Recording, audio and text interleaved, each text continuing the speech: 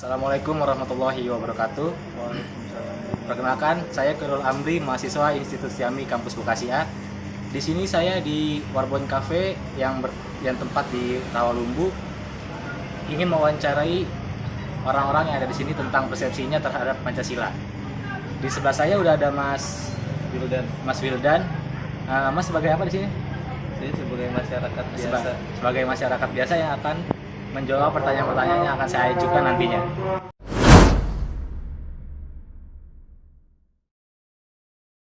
Kita mulai dari pertanyaan secara umum. Mas Wildan pernah mendengar istilah Pancasila? Kalau pernah, kapan? Pernah pertama kali mendengar tentang Pancasila itu waktu SD. Waktu SD? Itu di pelajaran pendidikan PKN, kewarganegaraan. Oh, ya. Pas SD kelas berapa kira-kira, Mas? Kelas 1 juga sudah mulai diajarkan tentang sebagai masyarakat kewarganegaraan. Oke, baik. Menurut Mas Wildan, apa pengertian Pancasila secara umum? Pengertian Pancasila menurut saya suatu ideologi dasar bagi negara Indonesia serta pedoman kehidupan bernegara, berbangsa untuk seluruh rakyat Indonesia. Apa Anda hafal bunyi sila-sila dalam Pancasila? Coba tolong sebutkan. Jelas hafal. 1. Ketuhanan yang Maha Esa. 2. Kemanusiaan yang adil dan beradab. 3. Persatuan Indonesia. 4. Kerakyatan yang dipimpin oleh hikmat kebijaksanaan dalam permusyawaratan perwakilan. 5. Keadilan sosial bagi seluruh rakyat Indonesia. Oke, bagus, sangat lancar sekali ya. Iyalah. Selanjutnya, menurut Anda, pentingkah rakyat Indonesia perlu memahami dan mengamalkan nilai-nilai Pancasila? Kenapa? Sangat penting agar terciptanya suatu negara itu yang benar-benar rukun, kompak, dan terciptanya sesama masyarakat itu saling mencintai. Oke. Terima kasih atas jawabannya. Kita lanjut ke pertanyaan tentang sila pertama.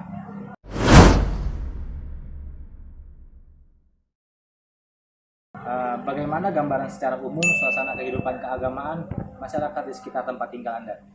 Kalau saya sendiri yang bertinggal di daerah Bekasi, menurut saya toleransi antar umat beragama sangat baik di sini. Jarang ada kerusuhan seperti yang ada di daerah-daerah di sana. Menurut saya cukup tentram dan saling menghargai sih. Baik. Apa saja agama yang dianut oleh masyarakat di lingkungan Anda? Apa mereka rajin atau taat beribadah menurut agamanya? Banyak, ada agama Islam, Kristen, Hindu, ada Buddha juga. Kalau misalkan ketaatan saya kurang mengerti ya, karena itu kan tergantung dari dirinya mereka sendiri-sendiri untuk menjalankan kewajiban kepada Tuhannya sendiri kan. Iya. Menurut saya sih ketaatan itu emang dari diri sendiri sih, Bukan dari orang lain. bukan dari orang lain. Di lingkungan Anda, apakah dapat terbina kerukunan hidup dengan sikap saling menghormati dan bekerja sama antar pemeluk agama yang berbeda-beda? Apa saja contohnya? Contohnya toleransi dalam umat berbeda agama. Seperti mendengar azan aja, kalau misalkan dia bukan Islam, dia menghargai. Seperti misalkan dia lagi menyetel musik nih, saat mendengar azan dia bisa mematikan dulu sebentar untuk menghargai umat Islam sedang mengumandangkan azan.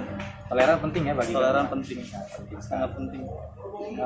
Apakah di lingkungan Mas Wildan pernah terjadi pemaksaan suatu agama pada orang lain? Bila ada, apa contohnya? Di lingkungan saya belum pernah ngeliat langsung, Ya. jadi saya kurang tahu banyak sih tentang itu sih. Cuman di berita-berita kan banyak tuh. Cuman di lingkungan saya sendiri belum ada terjadi seperti hal itu sih. Oke, pertanyaan untuk sila pertama kita selesai. Kita akan lanjut ke pertanyaan tentang sila kedua.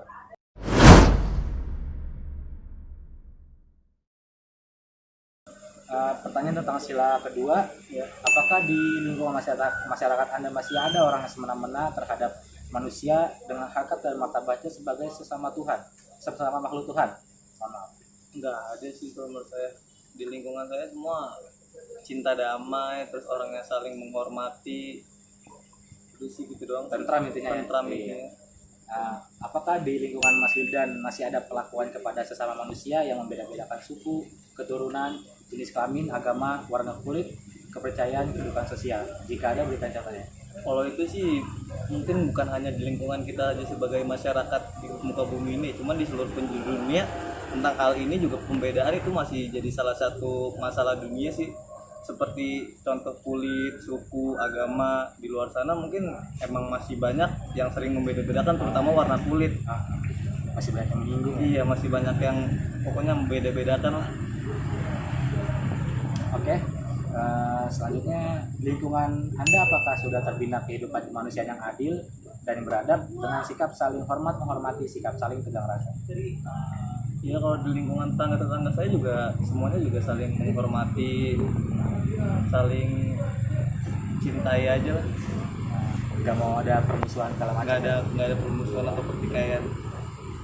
Nah, kita bakal lanjut ke pertanyaan tentang sila ketiga.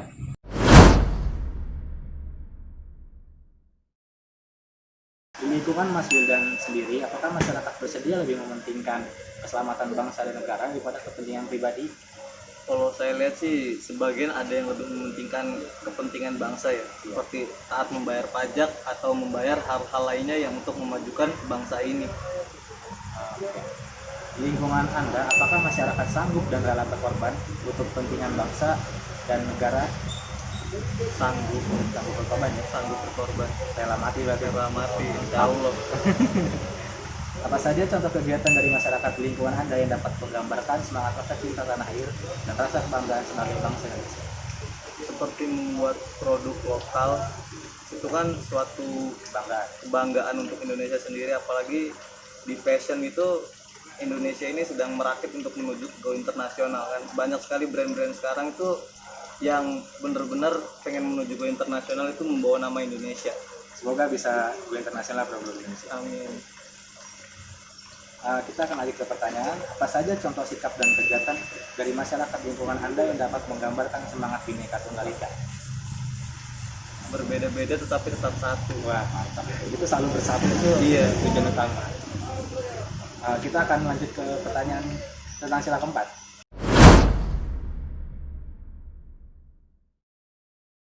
Apakah masyarakat di lingkungan Mas Wildan ada yang masih sering memaksakan kehendaknya kepada orang lain?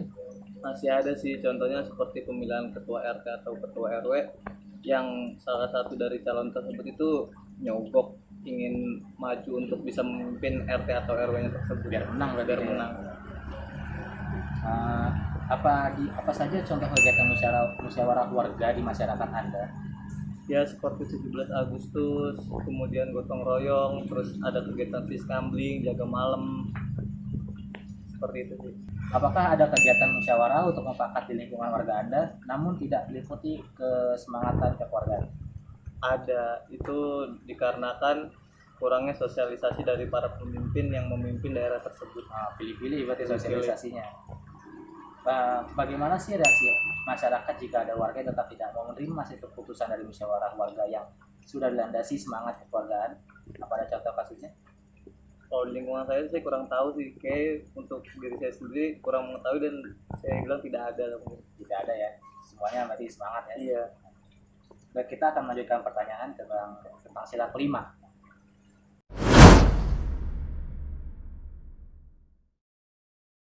Apakah ada masyarakat di lingkungan Anda yang suka melakukan perbuatan yang merugikan kepentingan umum?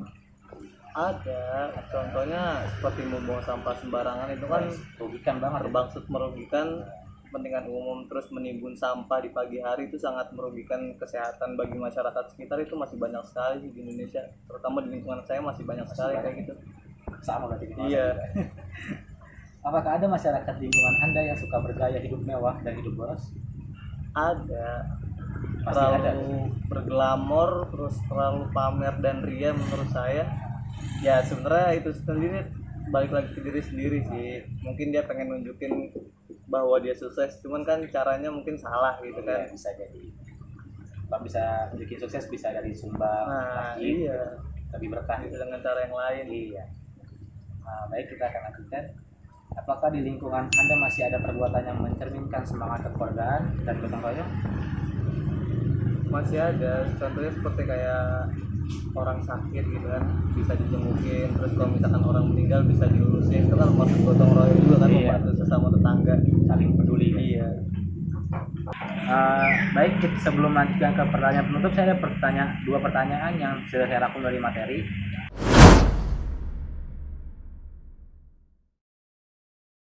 Apakah Anda mengetahui bahwa Pancasila mengandung nilai-nilai penting dalam kehidupan bermasyarakat? Menurut pengetahuan Anda, nilai-nilai apa saja yang terkandung dalam Pancasila itu?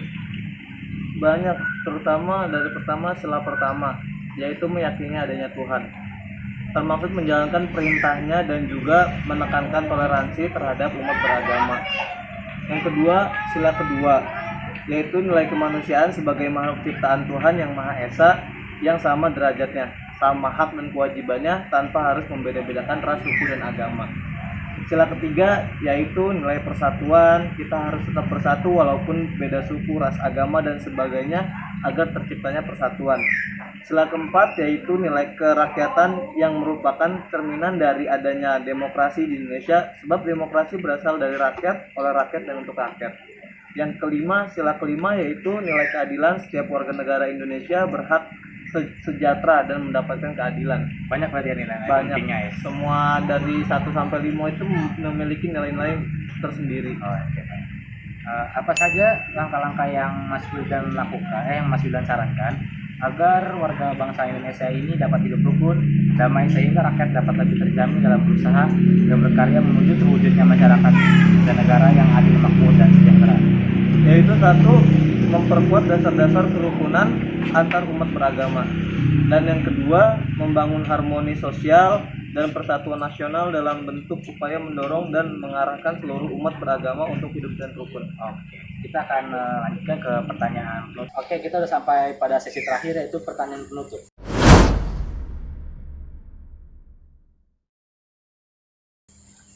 Apa saran Anda agar rakyat Indonesia dapat memahami dan mengamalkan nilai-nilai Pancasila? Yaitu dengan cara menerapkannya pada kehidupan agar orang lain dapat mencontoh lalu mengamalkan nilai-nilai Pancasila pada masyarakat sekitar. Perlukan nilai-nilai Pancasila itu dimasyarakatkan lagi melalui kurikulum di sekolah dan kegiatan penataran di tengah masyarakat. Menurut saya sangat perlu agar masyarakat mengetahui nilai-nilai yang terkandung dalam Pancasila, kemudian menerapkannya dalam kehidupan bermasyarakat. Menurut saya itu.